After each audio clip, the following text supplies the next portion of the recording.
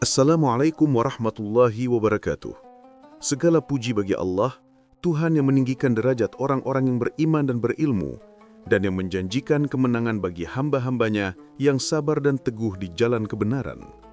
Salawat serta salam semoga tercurah kepada junjungan kita, Nabi Muhammad sallallahu alaihi wasallam, sang revolusioner sejati yang membebaskan manusia dari kegelapan. Selamat datang kembali sahabat beriman, di ruang di mana kita akan menelusuri kisah seorang tokoh yang hidupnya adalah perwujudan dari perlawanan, seorang ulama yang kata-katanya ditakuti oleh adidaya dunia. Sebelum kita menyelami lebih dalam, saya mengajak sahabat sekalian untuk sejenak menekan tombol like, memberikan komentar yang mencerahkan, dan tentu saja subscribe, agar kita bisa terus bersama-sama mengkaji kisah-kisah besar yang membentuk dunia kita hari ini. Sahabat beriman, di sebuah kota suci yang terletak di timur laut Iran, Mashhad, lahirlah seorang anak laki-laki pada tanggal 17 Juli 1939 yang kelak akan mengguncang jantung kekuasaan Zionis dan hegemoni Barat di seluruh dunia. Namanya adalah Sayyid Ali Hosseini Khamenei. Ia tidak dilahirkan dalam kemewahan istana, melainkan dalam sebuah kesederhanaan yang sangat nyata dan bahkan keras. Ayahnya, Ayatullah Jawad Hosseini Khamenei, adalah seorang ulama Syiah miskin yang hidup jauh dari kemegahan duniawi. Rumah mereka begitu sempit, berdinding tanah liat, dan bahkan di tengah musim dingin yang menggigit pun, anak-anak Khamenei tak jarang harus menggigil kedinginan tanpa adanya penghangat yang layak. Inilah sebuah lingkungan yang telah menempa karakter yang keras, tahan banting, dan penuh dengan ketekunan pada diri Ali Khamenei sejak usia dini. Sejak kecil, Khamenei telah dicekoki oleh pelajaran-pelajaran keagamaan dan akhlak yang sangat islami. Ia bukanlah tipe anak yang menghabiskan waktunya dengan permainan, namun ia lebih banyak duduk bersama kitab-kitab kuning dengan tekun mendengarkan ceramah-ceramah para ulama dan terlibat dalam diskusi-diskusi mendalam soal filsafat Islam, keadilan sosial, dan politik.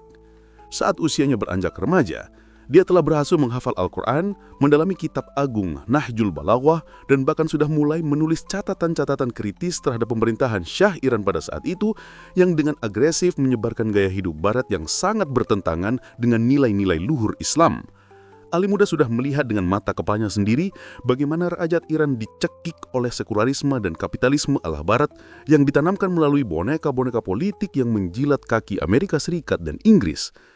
Pendidikan formal keagamaannya dimulai di Hauzah Ilmiah Mashhad sebelum ia memutuskan untuk pindah ke Qom, kota suci yang menjadi pusat ilmu pengetahuan Islam Syiah di Iran. Di sanalah ia berguru pada ulama-ulama besar pada masanya seperti Ayatullah Burujerdi, dan tentu saja kepada seorang figur yang akan mengubah jalan hidupnya dan jalan sejarah dunia, Imam Ruhollah Khomeini. Nama terakhir ini sangat mengaruhi pemikiran dan orientasi politik Khamenei muda, bukan hanya dalam aspek spiritual, tetapi juga dalam caranya memandang dunia.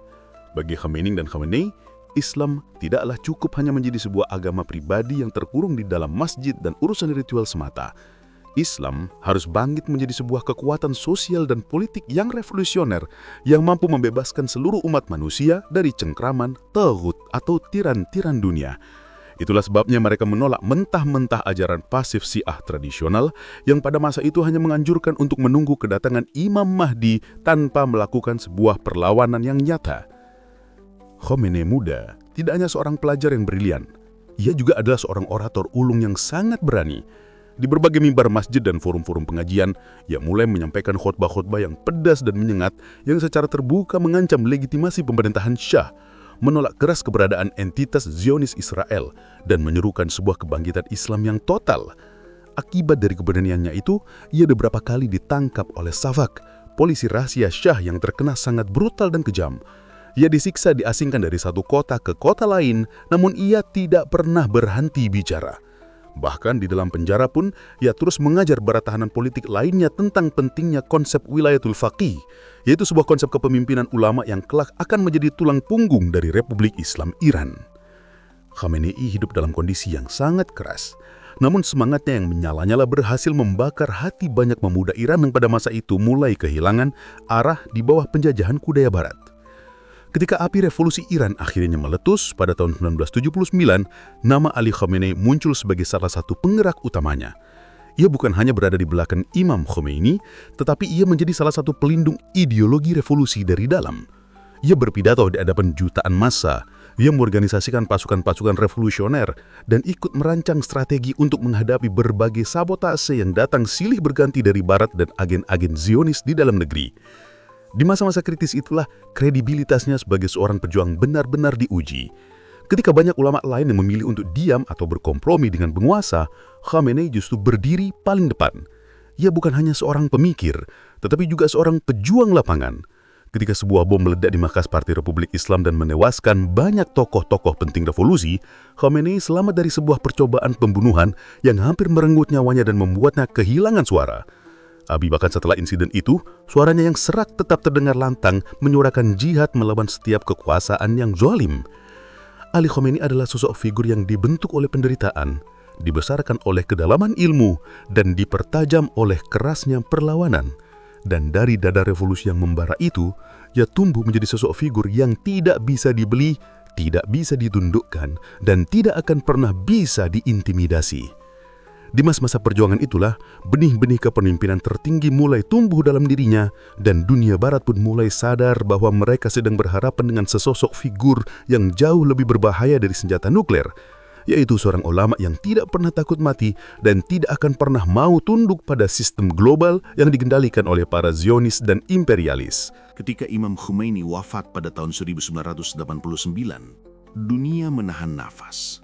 Banyak analis barat dan para pengamat politik berpikir bahwa revolusi Iran akan melemah atau bahkan runtuh bersama dengan jasad pemimpin karismatiknya. Tapi sejarah ternyata memiliki arah yang sama sekali berbeda. Di tengah duka nasional yang mendalam dan kekhawatiran internasional yang memuncak, justru muncul sesosok figur yang tidak hanya melanjutkan, tetapi juga memantapkan jalannya revolusi ke sebuah tahap yang lebih keras, lebih strategis, dan lebih mengakar di seluruh dunia. Sosok itu adalah Sayyid Ali Khamenei. Sebelumnya, ia telah menjabat sebagai Presiden Iran selama 2 periode, dari tahun 1981 hingga 1989. Selama masa itu, Khamenei telah dikenal luas sebagai seorang figur yang tidak hanya taat beragama, tetapi juga sangat mahir dalam membaca arah geopolitik dan realitas kekuasaan global. Banyak yang menganggapnya sebagai pribadi yang terlalu kaku dan terlalu serius. Namun justru karena itulah ia sangat disegani oleh kawan dan teramat ditakuti oleh lawan. Proses pengangkatan Khamenei sebagai rahbar atau pemimpin tertinggi tidaklah terjadi secara instan. Pada saat itu, ia bukanlah seorang marja taklid atau otoritas keagamaan tertinggi. Akan tetapi, kondisi darurat negara dan kebutuhan strategis untuk menjaga kelangsungan revolusi menjadikannya sebagai pilihan yang tidak tergantikan. Dewan Ahli Iran akhirnya memutuskan bahwa Ali Khamenei adalah satu-satunya sosok yang mampu untuk melanjutkan semangat revolusi Imam Khomeini dan menjaga negara dari berbagai infiltrasi asing yang sudah mengincar kekosongan kekuasaan. Dalam waktu yang sangat singkat, ia pun disahkan sebagai pemimpin tertinggi Iran. Dan dunia pun menyaksikan kelahiran sebuah babak baru dari revolusi Islam, yaitu sebuah babak yang jauh lebih taktis, lebih disiplin, dan lebih anti-barat dari sebelumnya. Sebagai seorang rahbar, Khamenei tidak hanya menjadi sebuah simbol agama, tetapi ia juga adalah pengendali mutlak dari seluruh struktur negara Iran. Ia adalah panglima tertinggi bagi seluruh angkatan bersenjata, termasuk sebuah institusi yang sangat kuat dan disegani, yaitu Garda Revolusi Islam atau IRGC. IRGC memiliki kekuatan militer, intelijen, dan ekonomi yang luar biasa besar. Di bawah kepemimpinan dan arahannya, IRGC berubah dari sekedar sebuah kekuatan revolusioner menjadi seorang aktor negara yang sangat berpengaruh, baik di dalam maupun di luar negeri. Mereka berhasil mengembangkan program rudal balistik yang canggih, secara aktif mendukung gerakan-gerakan perlawanan di seluruh Timur Tengah, dan menciptakan sebuah jaringan milisi Islam Syiah yang mampu menghantam kepentingan sekutu-sekutu Amerika dan Israel dari berbagai arah. Semua itu tidak akan pernah terjadi tanpa adanya restu dan pengarahan langsung dari Ali Khamenei. Banyak yang bertanya, bagaimana mungkin seorang ulama bisa begitu kuat dan begitu ahli dalam ranah militer dan strategi global? Jawabannya sebenarnya sederhana. Karena Khamenei memahami bahwa Islam tidak boleh terkurung di dalam masjid. Islam yang hidup adalah Islam yang melawan segala bentuk penindasan global, dan perlawanan itu membutuhkan sebuah kekuatan yang nyata. Khamenei berhasil memadukan ilmu fikih dengan geopolitik, memadukan tauhid dengan strategi intelijen. Ia mendirikan lembaga-lembaga think tank rahasia. Ia membentuk para jenderal yang spiritual, dan ia membangun sebuah jaringan informasi yang kemampuannya jauh melampaui negara-negara tetangganya. Ketika dunia barat sedang sibuk dengan pesta demokrasi dan propaganda hak azazi manusia, Khamenei justru sibuk menyusun sebuah peta perang ideologi dan membina sebuah generasi baru pemuda Islam yang siap mati untuk melawan imperialisme. Salah satu langkah besar yang memperlihatkan kekuatan Khamenei adalah perannya dalam menjaga garis keras Iran terhadap Amerika Serikat. Di bawah kepemimpinannya, negosiasi dengan Barat tidak pernah berarti sebuah ketundukan. Bahkan dalam perjanjian nuklir JCPOA yang sempat berjalan, Khamenei tetap secara ukar memperingatkan pemerintah Iran agar tidak pernah mempercayai janji-janji manis dari Barat. Ia menyebut Amerika Serikat sebagai iblis besar bukan karena retorika semata, tetapi karena ia telah melihat dengan mata kepala sendiri bagaimana negara itu menggulingkan para pemimpin yang sah, memecah belah dunia Islam, dan membiayai kebrutalan dan Zionis Israel terhadap rakyat Palestina. Di masa yang sama, Khamenei justru semakin memperkuat poros perlawanan Islam atau Muqawamah dengan menjalin aliansi-aliansi ideologis bersama Hizbullah di Lebanon, kelompok Houthi di Yaman, dan milisi-milisi Hashd al-Shaabi di Irak. Hubungan ini bukan hanya sekedar hubungan politik biasa, melainkan sebuah relasi spiritual yang dibentuk dari semangat anti penjajahan dan penolakan total terhadap dominasi Zionis. Di balik layar, Khamenei memfasilitasi pelatihan, pendanaan, dan pelindungan ideologis bagi kelompok-kelompok ini. Ia berhasil membangun semacam poros alternatif di dunia Islam yang tidak tunduk kepada Arab Saudi ataupun Turki, apalagi kepada Israel dan NATO. Bagi Israel dan sekutu-sekutunya di Barat, Ali Khamenei bukan hanya sekedar ancaman politik atau militer. Ia adalah sebuah simbol perlawanan Islam yang tidak bisa dikompromikan. Berbeda dengan pemimpin-pemimpin Muslim lainnya, yang mungkin mudah untuk dijenakkan dengan uang, jabatan, atau tekanan politik, Khamenei berdiri sebagai sebuah dinding terakhir yang tidak akan pernah bisa ditembus. Ia menolak untuk berdamai dengan Zionis, ia menolak untuk tunduk kepada sistem ekonomi global yang riba, dan ia sama sekali tidak percaya pada janji-janji perdamaian buatan PBB yang dikendalikan oleh Amerika Serikat. Justru karena itulah, ia dianggap sangat berbahaya. Ia bukan hanya seorang pemimpin negara, tetapi ia adalah seorang pemimpin ideologi yang mampu menyalakan semangat jihad melawan kezaliman global. Dari Teheran hingga ke Beirut, dari Baghdad hingga ke Gaza. Bukan tanpa alasan, jika Israel berkali-kali memasukkan namanya ke dalam daftar target utama pembunuhan. Bukan karena ia saudara fisik memegang senjata, tetapi karena kata-katanya seringkali lebih tajam dan lebih merusak daripada rudal. Ia pernah berkata bahwa Israel adalah sebuah tumor ganas yang harus dihapuskan dari peta sejarah. Bagi sebagian orang, kalimat itu adalah sebuah provokasi. Tapi bagi miliaran umat Muslim yang telah menyaksikan penderitaan rakyat Palestina sejak tahun 1948, kalimat itu adalah kalimat pembebasan. Khamenei tidak pernah memakai diplomasi palsu atau basa-basi yang kosong. Ia berbicara apa adanya.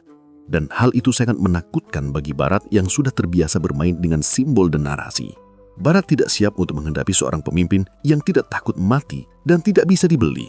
Karena itulah, mereka sering menyebut Khamenei sebagai the supreme terror. Bukan karena ia menyebar teror, tetapi karena ia menyebarkan keberanian kepada umat untuk melawan para penjajah. Yang membuat Barat benar-benar gentar adalah kenyataan bahwa Khamenei tidak hanya berbicara. Ia membangun sebuah jaringan. CIA, Mossad, dan MI6 menyadari satu hal yang fundamental. Selama Khamenei hidup, proyek Tatanun Dunia Baru Timur Tengah mereka tidak akan pernah bisa tercapai. Mereka telah menghancurkan Irak, memporak-porandakan Suriah, dan mengguncangkan Lebanon. Tapi di balik semua itu, bayangan Khamenei selalu hadir dan menggagalkan rencana mereka. Mereka telah mencoba segalanya. Mereka membatasi ekonomi Iran. Mereka membunuh jenderal-jenderalnya seperti Qasem Soleimani. Mereka menyusupkan mata-mata, bahkan mencoba melancarkan revolusi warna. tapi semuanya gagal. Mengapa? Karena Iran memiliki sebuah fondasi ideologi yang sangat kuat. Dan di puncak menara itulah berdiri Ali Khamenei. Di tengah hiruk-pikuk kekuasaan, sanksi internasional dan ancaman perang setiap saat, sosok Ali Khamenei tetap hidup dalam sebuah kesederhanaan yang bagi dunia barat sungguh tidak masuk akal. Ia bukanlah seorang diktator yang mengoleksi istana-istana megah. Ia bukanlah seorang kepala negara yang hidup diselilingi oleh kemewahan. Rumah tinggalnya di Teheran lebih mirip sebuah rumah dinas yang sederhana dibandingkan sebuah pusat kekuasaan. Tidak ada mobil mewah, tidak ada jet pribadi, dan tidak ada foto-foto glamour bersama keluarganya.